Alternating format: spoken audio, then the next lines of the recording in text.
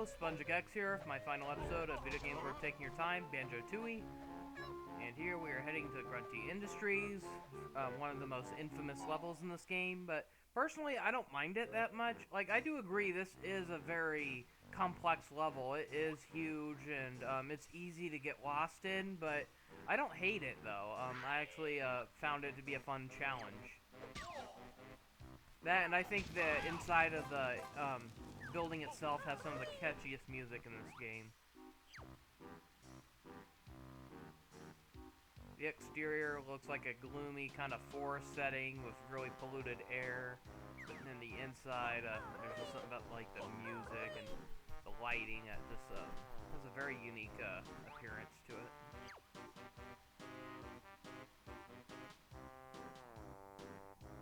Just getting into this level is really kind of fun, because when you first get into it, the building is locked and you have no idea how to get in, but then you activate a train switch and eventually you figure out, oh, you gotta go to a previous level that had a train station, use the train to sneak into the building. That's kind of cool.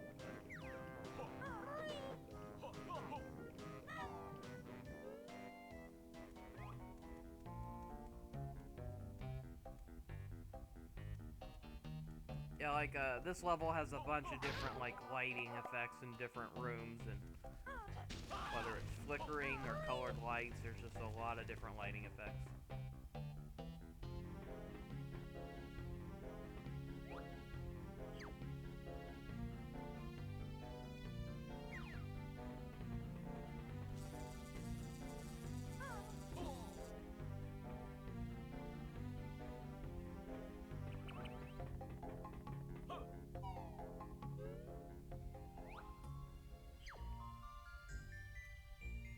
This is probably like one of the tallest, constructions in this entire game. This is an entire elevator shaft.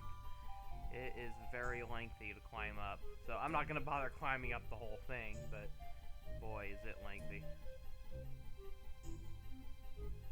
I like how each floor has like a different lighting effect though. I don't know why, I just thought that was really cool.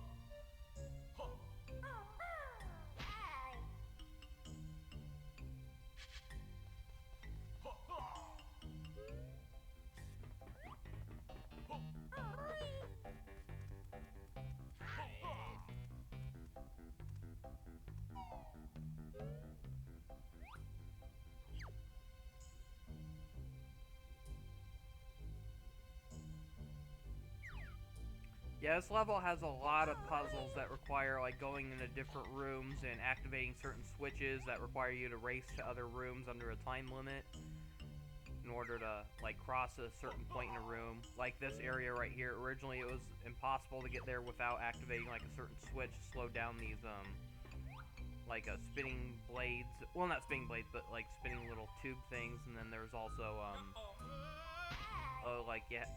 to like activate power in order to open this door to get to the boss fight against Welder, who is like a giant welding torch, but he is defeated now, and all that's left of him is his head.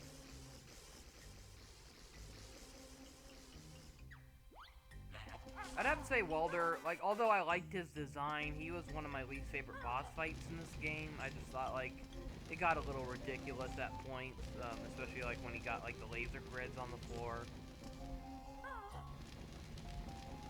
That's kind of cool. It's like he's able to shoot flames out of his mouth still.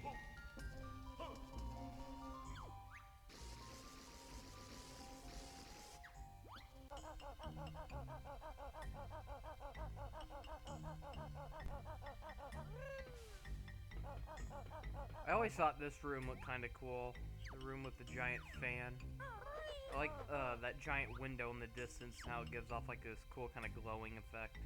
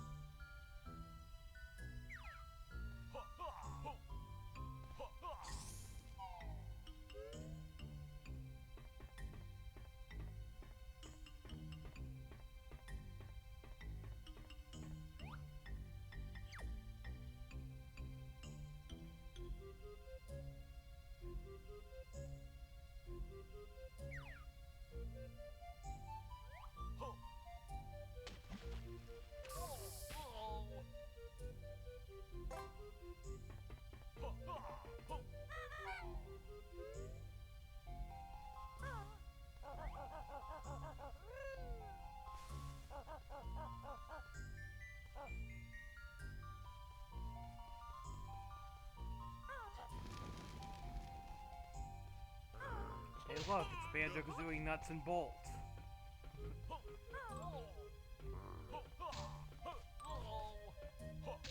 I find it interesting how they use like some kind of texture work for the floor here to make it look like there's a shadow being cast by the little bars on the window. So I don't think those shadows are actually rendered. I think those are actual textures, but it's a very convincing effect.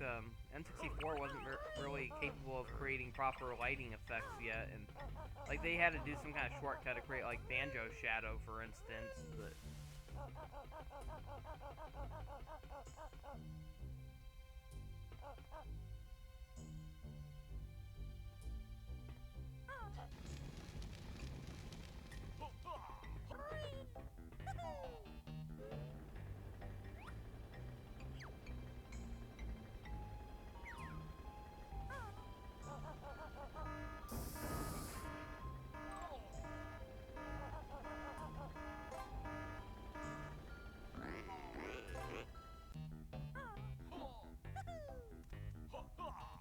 I don't know why, but this was always one of my favorite rooms. I like how not only are there Easter eggs in here, but there's also a really cool like little mirror over on the side. I just remember like that being a real standout thing when I first played this game, because N64 games, it was not very common to find like mirrors that had reflections. I mean, there was like Mario 64 for like one small area. There was like a little hall of mirrors in the castle level in Donkey Kong 64, but I thought Banjo Tooie's looked really cool. Because not only did it reflect Banjo and Kazooie, but it also reflected their environment and the backgrounds, objects, like the little sentry robots that shoot out. But I find it kind of funny that, so apparently they did like a little glitch where, well not glitch, but to pull this off, Rare must have like done some kind of programming to where you have like a duplicate Banjo and Kazooie who are copying your movements, so it's not an actual reflection. So as you can see, like here, when you press against the wall, you actually see like a reflection of Kazooie shooting out of it. That's kind of funny.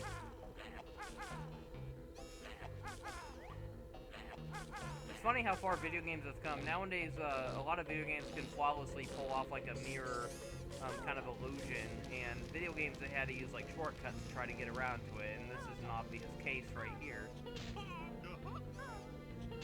It's kind of fun to mess around and see how many different kind of moves can cause like the mirror effect. But there's Vela from Jet Force Gemini, and here this worker has a room dedicated to Mumbo Jumbo. He originally had a picture of Humbo Wumba on the wall until you pecked through it and found a little secret room.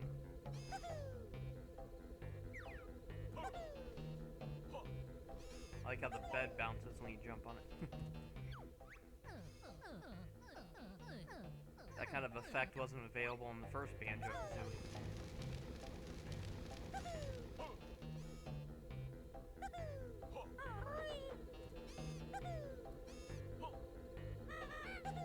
Here's Kazooie!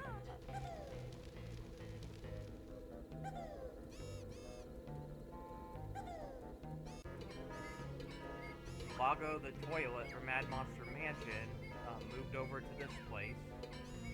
Still as gross as ever. Yuck.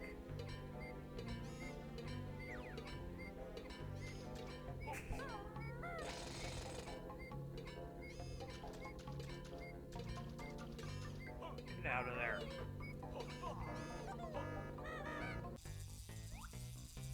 Baza. Wasn't that the name of one of the dung beetles from Conker's Bad Fur Day?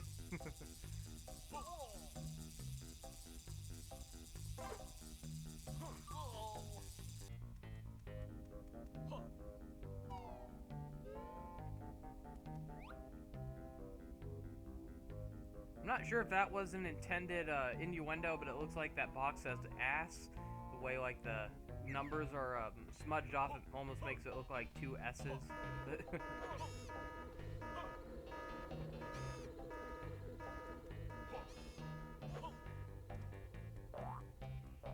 So this is originally how you had to get inside the level itself. Well, not the level, but the building itself. You had to sneak in through the train station. But then once you get in, there's like a switch you can activate to open the lock. But there's some really naughty humor during this part. So there's like a rabbit who's having some bathroom problems, and he makes some really disturbing quotes here.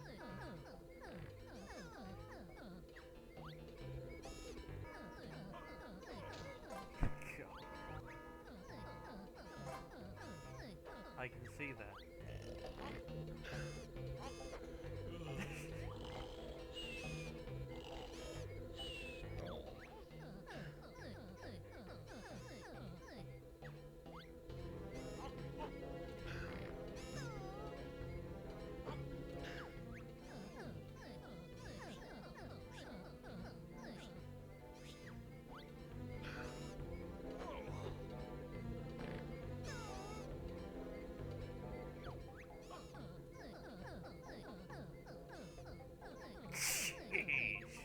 God, what was wrong with the writers here?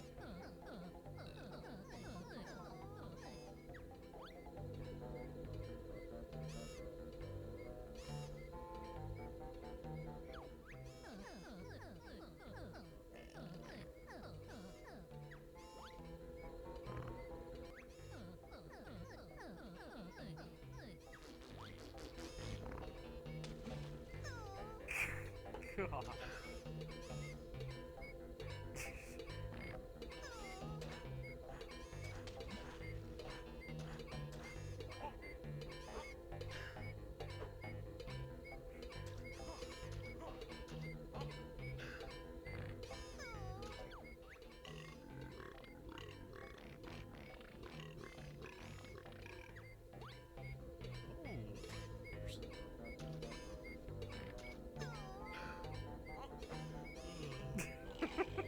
What the heck?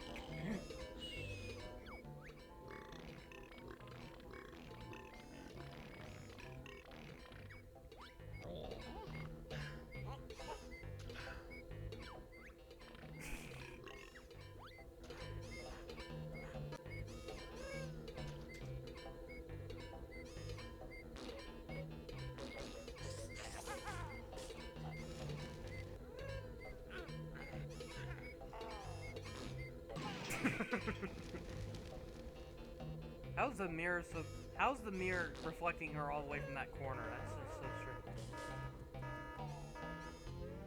Okay, that's enough of that break room. Let's go elsewhere in this level.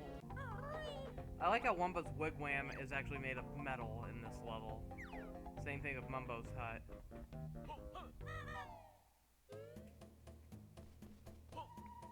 So this is kind of one of my least favorite transformations, along with the guillotine, not the guillotine, I'm sorry, the detonator, and the one that I'll be covering in the next level, but Hailfire Peaks. Actually, I forgot to mention, when recording footage for Hailfire Peaks, I actually forgot to record the footage of that, but oh well. Honestly, it's just a snowball. All you do is roll around, that's it. You roll around, get bigger when you roll around snow, but then you get smaller when you get hit. That's really the gimmick, and I don't know, it's not very fun though. This one, all you do is shoot underwear and clean like workers' clothes. That's it. So yeah, not a very fun power up, but.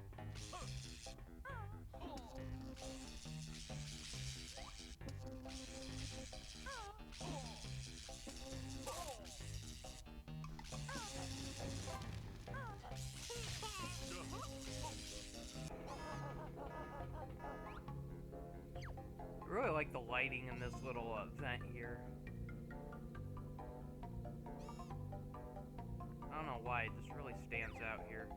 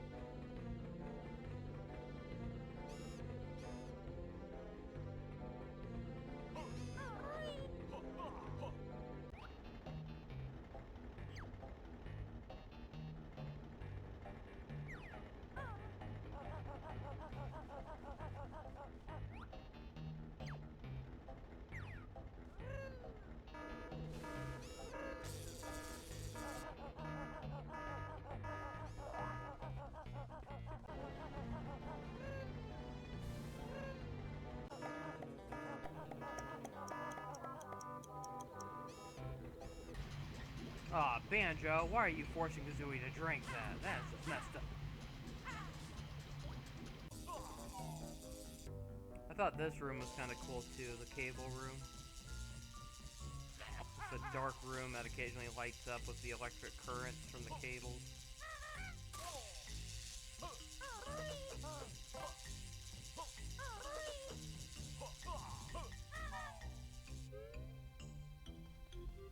This was a pretty hard challenge where you had to use the grenade eggs to attack the barrels that had the rare symbol on it. And then after you do it, the conveyor belt would go faster, and then it'd be harder to hit the other rare barrels that show up. And if you mess up, like, the room will be filled with gas and you have to leave immediately before you get poisoned to death. And here you can reach the rooftop of the industry, and there's a flight pad up here. There's some entrances up on the roof to other little smaller rooms in order to get... Like, there was, like, one challenge where you had to use Kazooie's drill peck attack to, like, unscrew certain bolts on, like, these metal plates, and it would cause, like, something on the floor below to happen.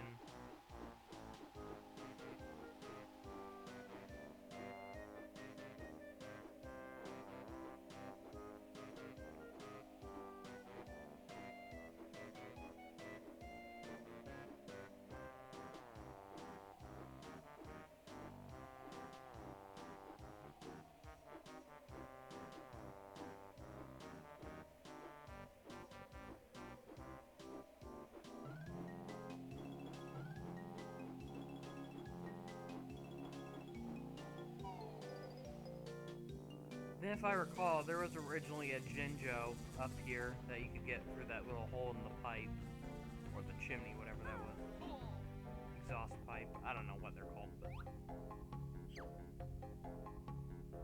takes you to some kind of boiler room.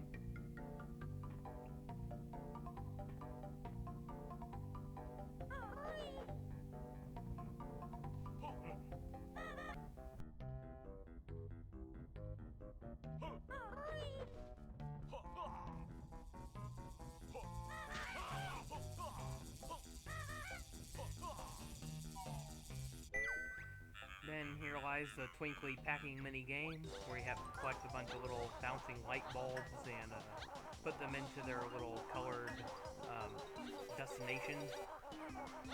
It's kind of fun, actually. I like how the more you collect, the slower Banjo gets, so it makes you, like, try to think, like, what's the best strategy? Should you deposit them while you have a whole lot, or deposit them while you have a little?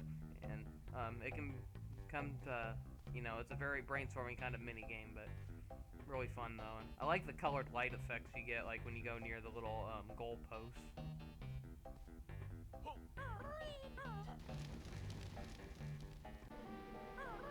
Now let's head off to Hailfire Peaks. I thought this was a very interesting and unique level. Like, a lot of people try praising Super Mario Galaxy or Galaxy 2 for being, like, one of the first video games to have, like, a level that cross, like, both an ice and a fire level together, and sorry, but Banjo Tooie beat them way before that. Here, Saberman from the Saberwolf series actually makes a cameo appearance. I find it funny. He's supposed to be sleeping, but his eyes are clearly open.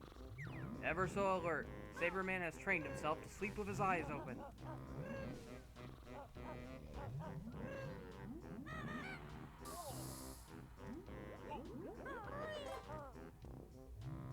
Yeah, I think this level is a little more fun to revisit compared to, like, the first time you go here, because when you first go here, there are, like, these two dragons you have to defeat, and before they're defeated, they'll keep shooting, like, a bunch of fireballs or ice balls at you, and they happen at random, and it just made this level very pesky at first, how you had to keep avoiding it.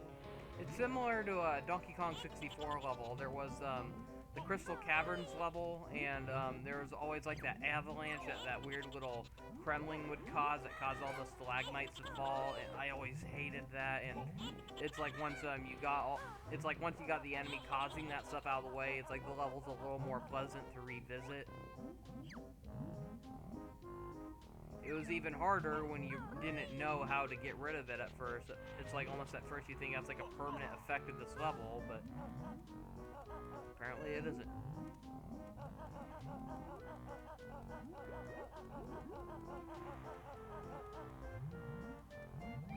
That's hard to say, like, which side of this level is my favorite, the fire or ice side. That's hard to say, but I guess I'd have to say the ice side.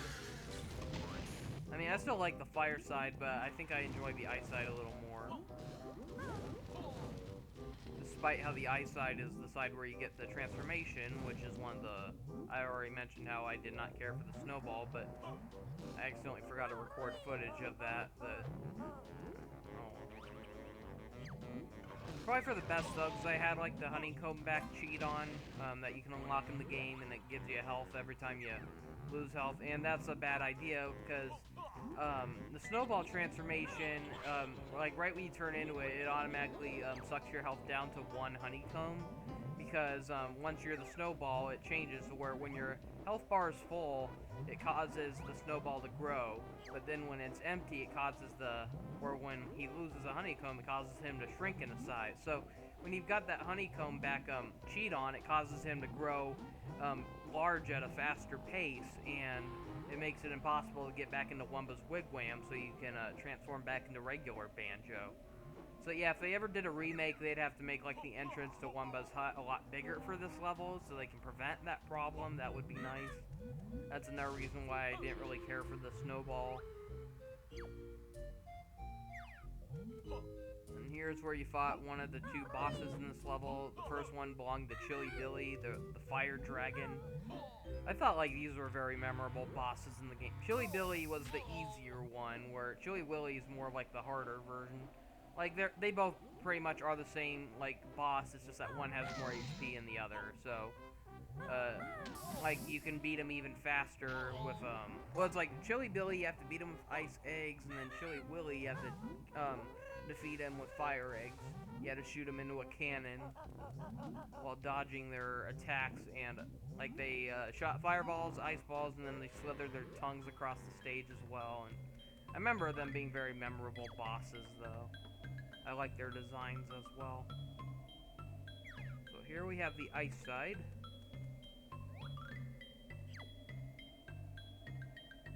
So, although Banjo-Kazooie had technically 2 snow levels, including Freeze Easy Peak and Quick Clock Wood Winter, I'd say like this one still feels unique enough as a winter level.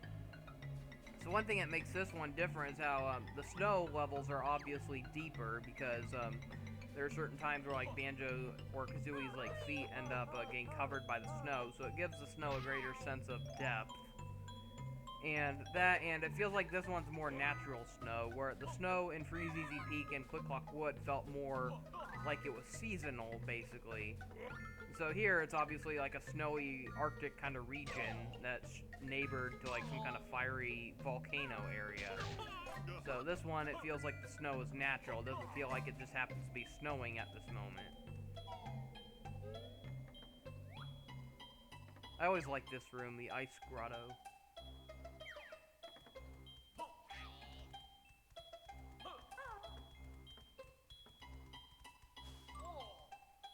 This was where you learned, like, Kazooie's last ability, which was the glide ability. It's a little tricky to get, though, because you have to do, like, some kind of precise platforming, and you have to do it as Kazooie only, though. And Kazooie has very slippery controls without Banjo, so it's very easy to accidentally slip up and fall off those platforms. Not to mention, we're in an ice level now, so the platforms are even extra slippier with Kazooie's already slippery controls. But it's quite a challenge to get there. Once you do, though, having that glide ability really does come in handy.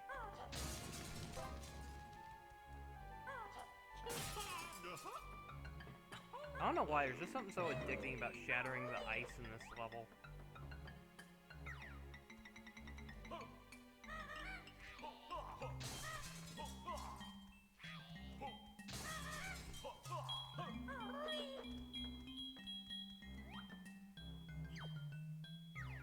Yeah, if I recall, originally you had to shoot grenade eggs at like these icicles to cause them to fall down. And then, yeah, this is the part I was talking about that's really hard with Kazooie. That, and Kazooie doesn't jump very high. I mean, she does have a high jump, but like when it comes to regular jumping, you don't want a high jump when going there, because Kazooie jumps way too high when she uses her high jump.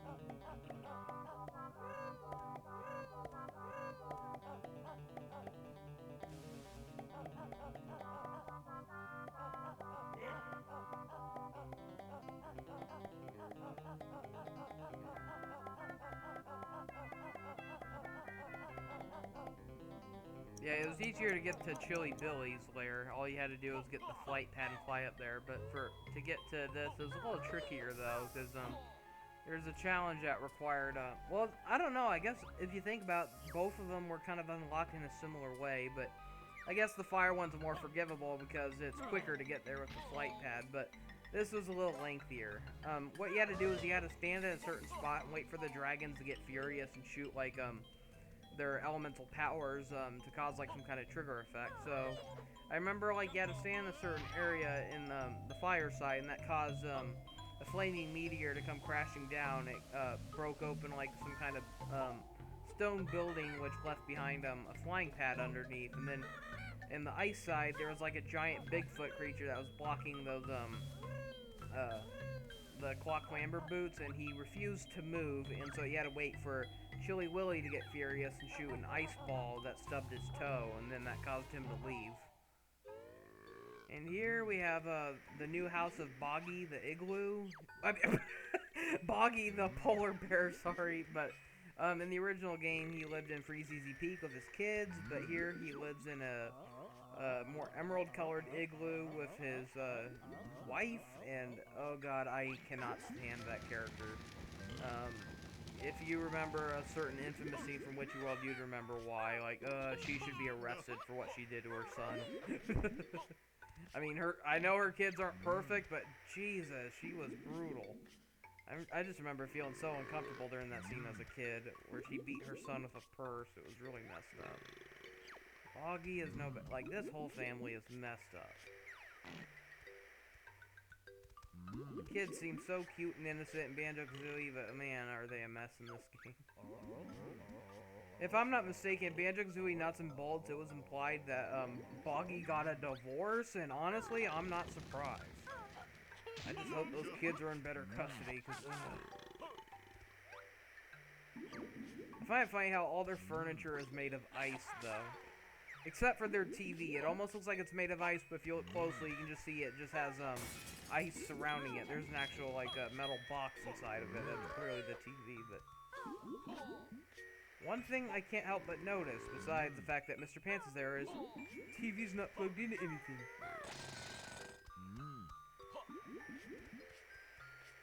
How is that even possible?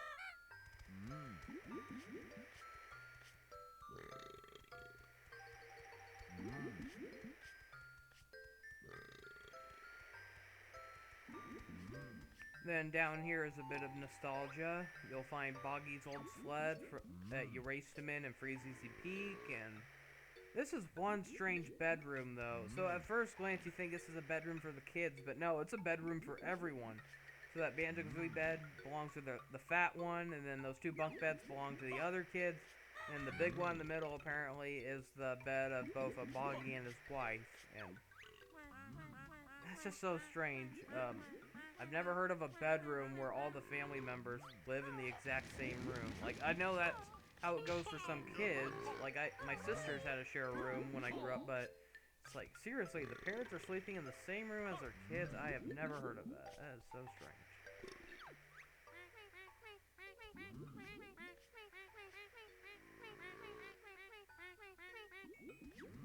Screw you, you little bastard.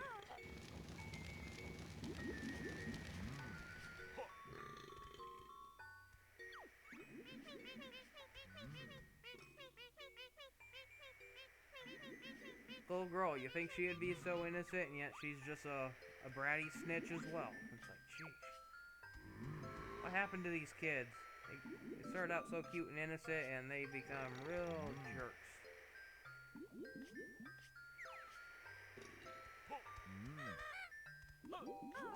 I like all the pictures of Freezeezy Peak they have down there, though. So, anyways, let's head off to, like, technically this is the final level, but you could technically call Cauldron Keep the actual final level, but I like to call it the entrance to the final battle, where Cloud Cuckoo Land is the real final level. And I feel mixed about this level. I don't hate it, but I think it's underwhelming for a final level. It's definitely no Click Clock Wood, but I feel like this level is just a huge mess.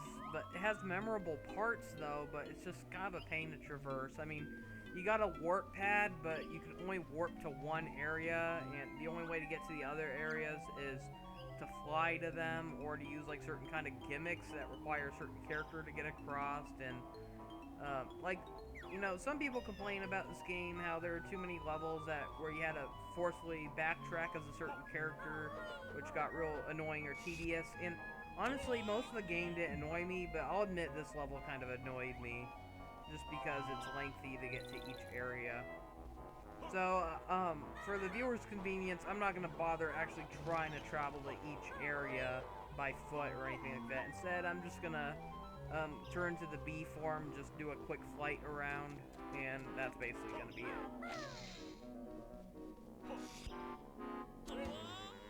But before I get started, I got some personal business to take care of. You.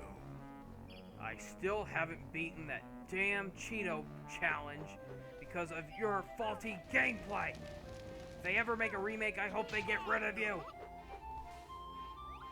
Stupid Canary Mary. That character pisses me off.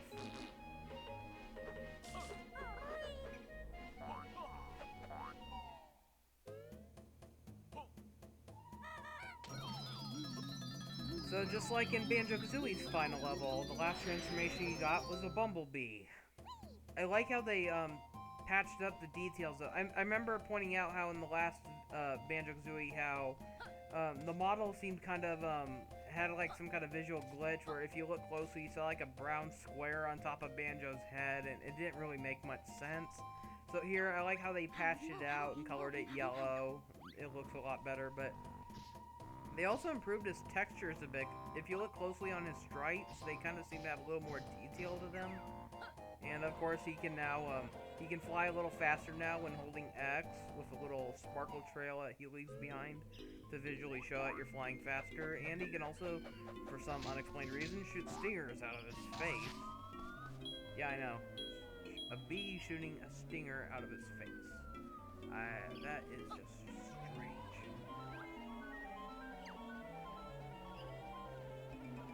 One thing I will appreciate, though, is, well, at least this level's big enough to feel more open to flying, because while it was cool to have infinite flight as B Banjo in a Click Clock Wood, there just wasn't much to fly around. You know, the level is very narrow. You can just keep flying up, but you're likely going to keep bumping into a bunch of things. So, yeah, I like how this level's more designed for flying, and that's one thing I can excuse for its weirdness, but yeah, like, this is definitely the weirdest Banjo-Kazooie level I can think of. It's just like, what is any of this supposed to be?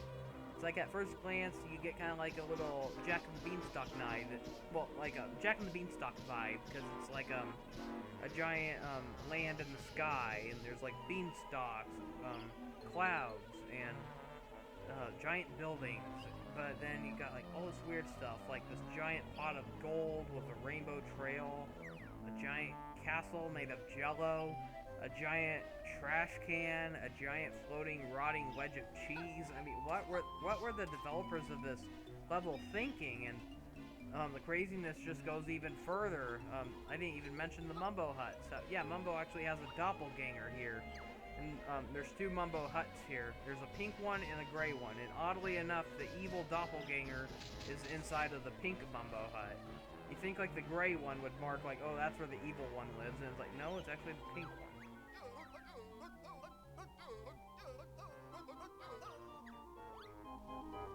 So I'm not gonna bother going inside the cheese wedge. You have to be Banjo to go into that, but there's really not much to it. It's just a place where you can suffocate.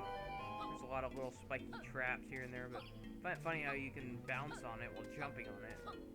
Another one of Banjo Tooie's interesting little physics that it had. Speaking of which, here's another little landmark that you can bounce on, the Jello Castle.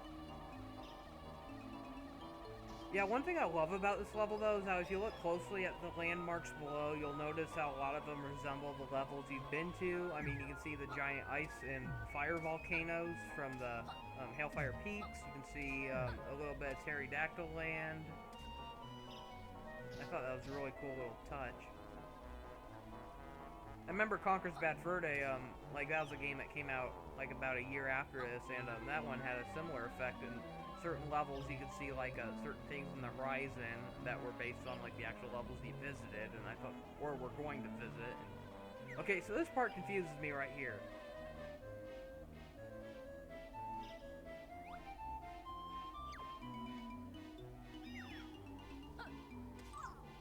Now, what the heck? In Banjo-Kazooie, B. Banjo could walk through, like, a thorn patch without getting hurt. And so, in this level, he suddenly gets hurt. I don't get it.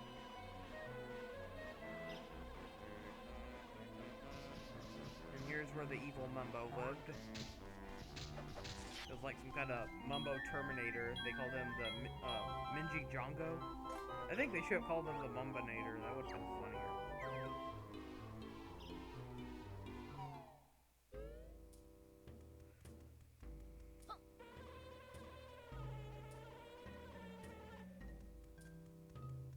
Nobody's home. I declare myself Mayor B. Free honey for everybody. Oh no, I just unstung myself.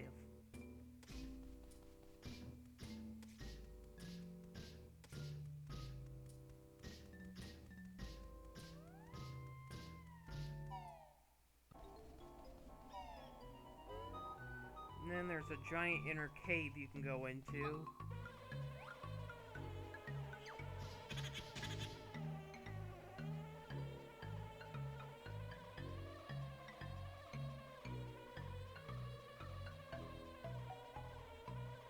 Yeah, there really isn't that much, like, in here. It's just a big convoluted mess. It's basically necessary in order to get to some of the other little platforms in the distance, but yeah, I'd appreciate it if they ever made a sequel. Please add warp pads to this level. I just don't see why they excluded the warp pads in this level. It really wasn't necessary. I do like the little flat enemies you can find here, though. They're kind of unique. Like, this was before Mr. Game & Watch, you know, made a obscure appearance in Super Smash Bros. Melee, so this is like one of the first video games I could think of where you saw a flat character in 3D.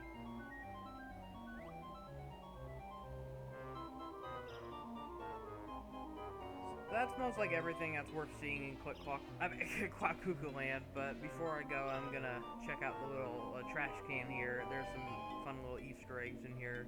You can only get in there as Kazooie, though.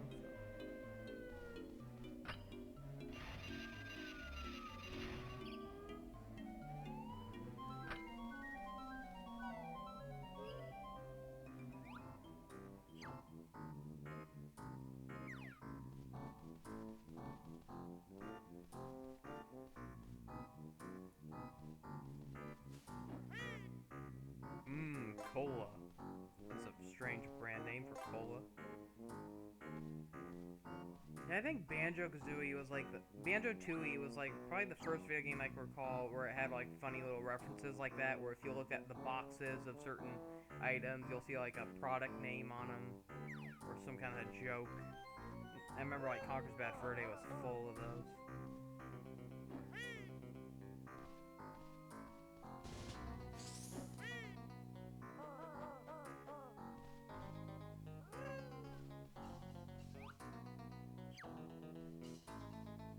Extra fatty goodness. I don't even want to know what Jolly's juice is made of. Ugh. Sour milk. Milky. I thought this was cruel right here. So, yeah, as if it was sad enough to notice that Tootie was nowhere to be seen, the developers had to flat out make a joke of it by having her missing on a milk carton. I think what's even worse, okay, it's one thing that they excluded her from Banjo Tooie, but they excluded her again in Nuts and Bolts. So yeah, if they remade this, it would make more sense to have it say last seen Super Smash Bros. Ultimate, because yeah, that's the only time we've actually seen Tootie since the first Banjo-Kazooie. She only appeared as a cameo in the background in Super Smash Bros. Ultimate's Spiral Mountain stage. And here's the top of the mountain. I somehow forgot to show that while I was in bee form. Shoot that bullseye while as a bee, it opens up a little secret passageway for Bee Banjo to enter and enter a little shootout minigame against other bees.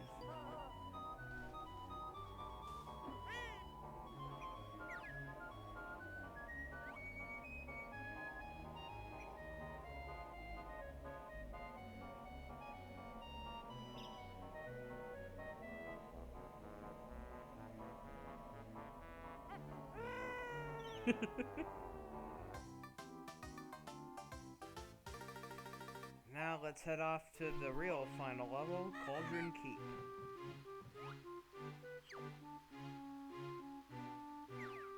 So it's funny how, although this game has less jiggies than the first one, it's funny how it's somehow a much longer game. You have 10 less jiggies to collect, but getting them is a much lengthier process in this game. Yeah, I kind of like the theme of this area. It's just a giant weapon tower. Grunty was going to use like this giant weapon to suck the life force of everyone in order to bring her life back.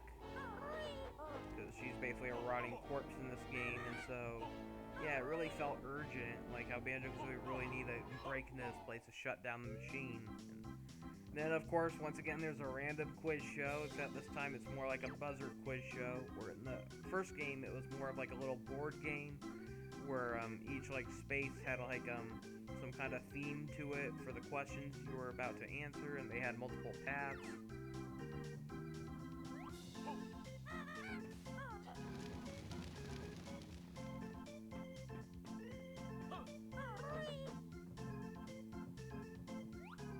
I still find it brutal that Grunty just killed her sisters during this part.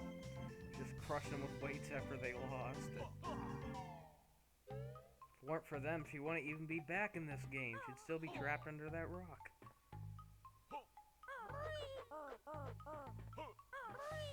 Yeah, I'd have to say this is my favorite room of this level. That was a weird occurrence.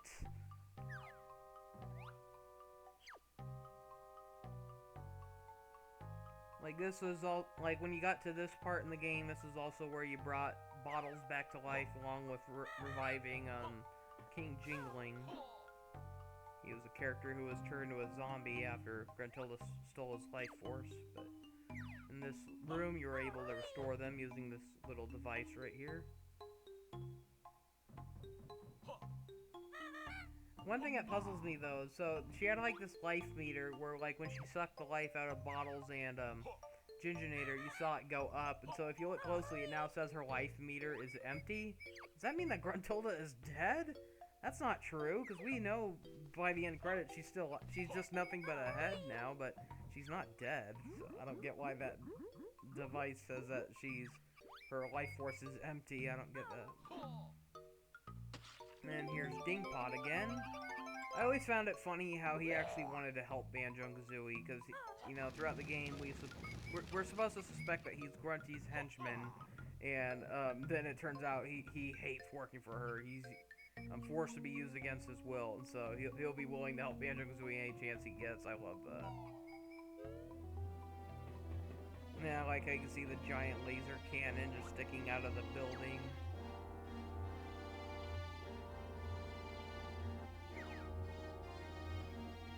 Despite the fact that I've already beaten the final battle, it's interesting how you can still go back to the top of the tower. There's nothing up there, but I was surprised it actually let you go back up there.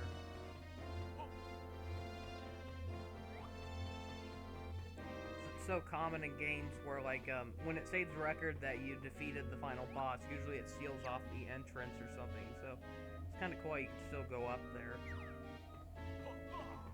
Makes me wonder, was there originally supposed to be intended to be some kind of like post-game content? Because it's so strange how they bothered programming that in if there's nothing to do up here.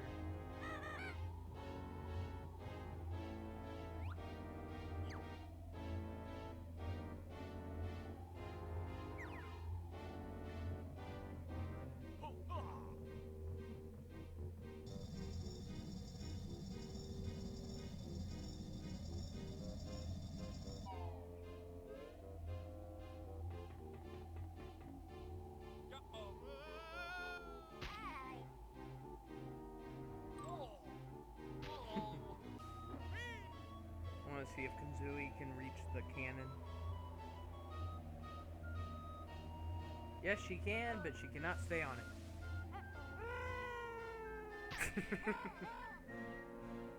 Well, that's all for the main game, but there's still a lot more to do in this game, including the mini games, along with boss fights. Yep, there's a lot to do in Banjo Tooie to keep you coming back to wanting to play more.